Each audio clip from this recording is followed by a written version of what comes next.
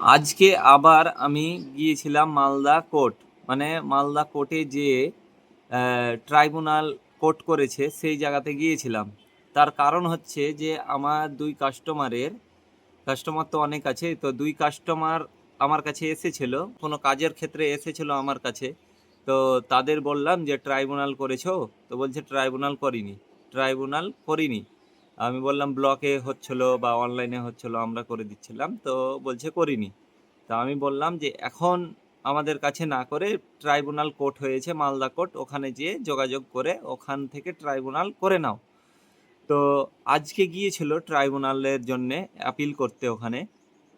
তো ওখানে দাঁড়িয়ে লাইনে দাঁড়িয়ে থেকে জানা গেল যে ওদের ট্রাইব্যুনাল হবে না। দিয়ে ট্রাইব্যুনাল কেন হবে না? যে ওদের নাম ডিলিট হয়ে আছে। তো ওরা তো বুঝতে পারলো না, আমাকে ফোন করলো যে এরকম করে দিল না, হ্যান ত্যান। তো আমি গেলাম, আমি ওখানে যাওয়ার পরে আমি ওখানে আবার ওদের ভোটার কার্ড নিয়ে জানলাম যে এদের কি হয়েছে একটু দেখে দেন। তা আমাকে বিষয়টা খুলে বলল যে বিচারাধীন হওয়ার আগে এদের ভোট ডিলিট হয়ে গেছে। বিচারাধীন হওয়ার আগে এদের ভোট ডিলিট হয়ে গেছে, তার কারণে এদের ভোটার লিস্ট থেকে নাম মুছে গেছে। তার কারণে এদের ফর্ম 6 ফিল আপ করতে হবে, মানে নতুন ফর্ম ফিল আপ করতে হবে। তো এখান থেকে জানতে পারলাম যাদের বিচারাধীন হওয়ার আগেই ভোট ডিলিট হয়েছে তাদেরকে ফর্ম 6 অ্যাপ্লাই করতে হবে, মানে নতুন ভোট করতে হবে।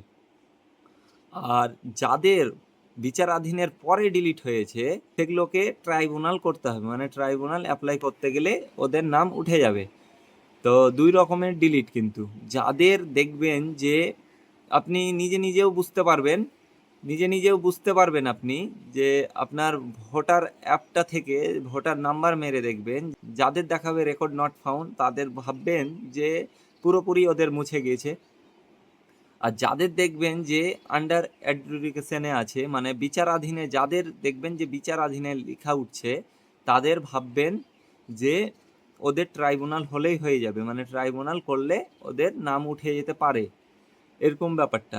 বিচারাধীন হওয়ার আগেই যাদের ভোট ডিলিট হয়ে গেছে তাদের নতুন ফর্ম ফিল আপ করতে হবে, ফর্ম 6।